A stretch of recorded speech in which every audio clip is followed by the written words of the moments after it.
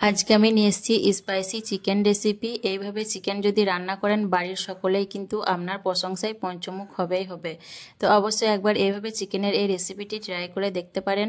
গরম ভাত, রুটি, পরোটা, লুচি, ফ্রাইড রাইস, পোলাও সব কিছুর সাথেই কিন্তু পরিবেশন করতে পারবেন। এতটাই টেস্টি হয় চিকেনের এই রেসিপিটি, একবার খেলে কিন্তু বারবার বানাতে ইচ্ছে করবে।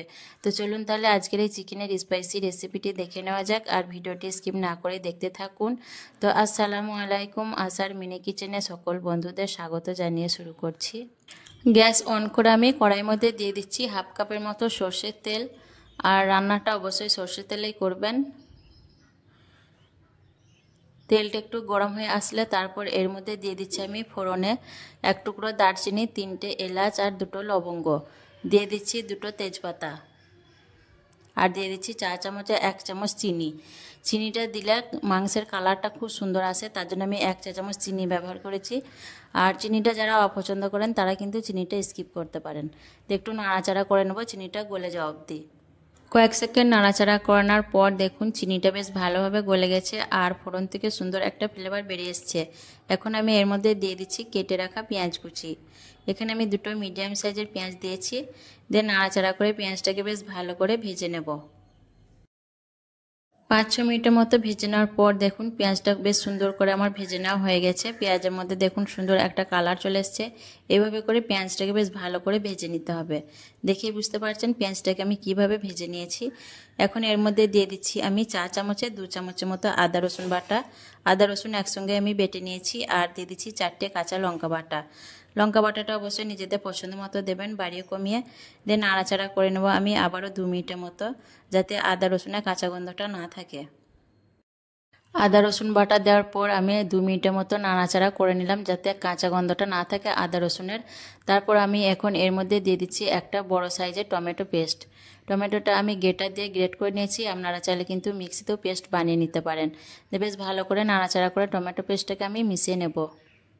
টমেটো পেস্টটা ভালোভাবে মিশিয়ে নেওয়ার পর এখন আমি এর মধ্যে দিয়ে দিচ্ছি হাফ চামচ হলুদের গুঁড়ো, হাফ চামচ দিয়ে দিচ্ছি লঙ্কার গুঁড়ো ঝালের জন্য, হাফ চামচ দিয়ে দিচ্ছি ধনে গুঁড়ো, হাফ চামচ দিয়ে দিচ্ছি জিরের গুঁড়ো, হাফ চামচ দিয়ে দিচ্ছি কাশ্মীরি লাল লঙ্কার গুঁড়ো কালারের জন্য, আর দিয়ে দিচ্ছি 1 চা চামচ নুন। বেশ ভালো করে আমি 2 মিনিটের মতো মশলাটাকে নাড়াচাড়া করে নেব। প্রথমে আমি বেশ ভালো করে 2 মিনিটের মতো মশলাটাকে নাড়াচাড়া করে নিচ্ছি।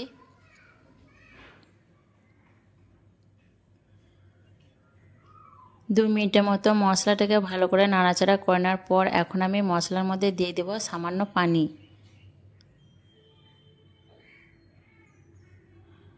সামান্য পানি দিয়ে আমি মশলাটাকে আবারও বেশ ভালো করে নাড়াচাড়া করে একটু মিশিয়ে নেব।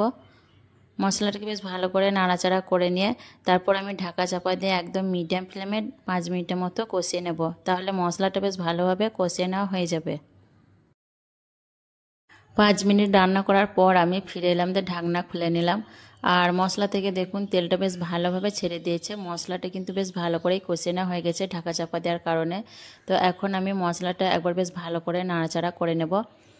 আর মশলাটাকে এইভাবে বেশ ভালো করে কষিয়ে নিতে হবে। মশলা যত ভালোভাবে কষিয়ে নেবেন টেস্টটা কিন্তু ততই ভালো আসবে রান্নার মধ্যে। এভাবে করে মশলাটাকে বেশ ভালো করে কষিয়ে নেবেন রান্নার আগে। তো মশলাটাকে আমি বেশ ভালো করে একটু নাড়াচাড়া করে নিচ্ছি। মশলাটাকে ভালো করে নাড়াচাড়া করে নিলাম। তারপর আমি এর মধ্যে দিয়ে দিচ্ছি চিকেনগুলোকে বেশ ভালো করে আমি ধুয়ে পরিষ্কার করে রেখে দিয়েছিলাম, পানিটাকেও ঝরিয়ে নিয়েছি। আর এখানে আমি 500 গ্রাম চিকেন নিয়েছি। রান্নার জন্য আপনাদের যতটা প্রয়োজন ততটা চিকেন আপনারা নিয়ে নেবেন। আমি এখানে 500 গ্রাম চিকেন রান্না করছি। বেশ ভালো করে নাড়াচাড়া করে চিকেনগুলোকে মশলার সঙ্গে মিশিয়ে নেব। বেশ ভালো করে নাড়াচাড়া করে প্রথমে চিকেনগুলোকে মশলার সাথে মিশিয়ে নিতে হবে।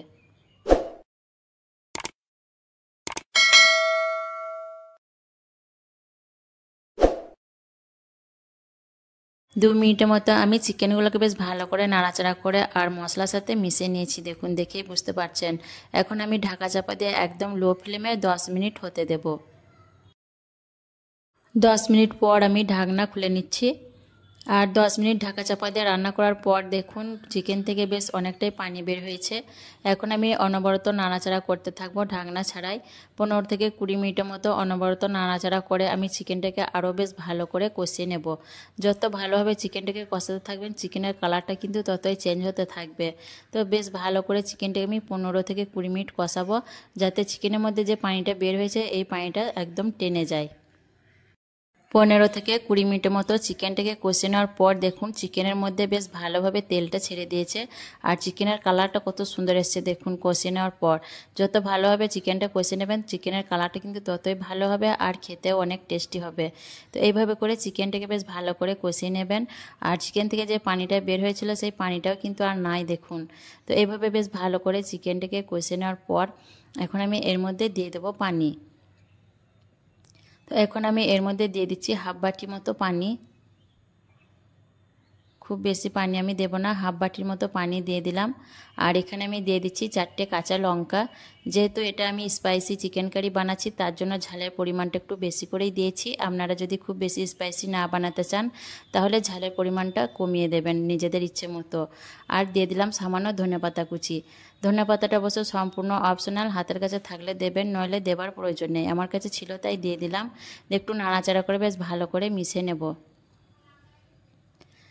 নাড়াচাড়া করে ভালো করে মিশিয়ে নিয়ে তারপর আমি ঢাকনা দিয়ে একদম মিডিয়াম ফ্লেমে 15 মিনিট রান্না করে নেব। 15 মিনিট পর আমি ঢাকনা খুলে নিচ্ছি। 15 মিনিট রান্না করার পর দেখুন আমাদের স্পাইসি চিকেন কারি সম্পূর্ণ রেডি হয়ে গেছে। আর মাশাআল্লাহ দেখুন রান্না থেকে তেলটা বেশ ভালোভাবে ছেড়ে দিয়েছে। আর এখন আমি একটু বেশ ভালো করে নাড়াচাড়া করে নেব। ভালো করে একটু নাড়াচাড়া করে নিয়ে তারপর আমি আপনাদের দেখিয়ে দিচ্ছি দেখুন যে কেমন হয়েছে রেসিপিটা। আর এইভাবে অবশ্যই একবার বাড়িতে এই স্পাইসি চিকেন কারি রেসিপিটা বানিয়ে দেখবেন। গরম ভাত, রুটি, পরোটা, লুচি, পোলাও এমনকি ফ্রাইড রাইস সব কিছুর সাথেই পরিবেশন করতে পারবেন। আর খেতে কিন্তু ভীষণ টেস্টি হয়। অবশ্যই একবার অনুরোধ রইল এইভাবে চিকেনের স্পাইসি রেসিপিটা বানানোর জন্য। তো কেমন লেগেছে অবশ্যই কমেন্টে জানাবেন। ভালো লাগলে লাইক করবেন, শেয়ার করবেন আর আমার চ্যানেলটিকে সাবস্ক্রাইব করে আমার পাশে থাকবেন। আসবো আবারও অন্য কোনো রেসিপি নিয়ে। সকলে ভালো থাকবেন, সুস্থ থাকবেন। আল্লাহ হাফেজ।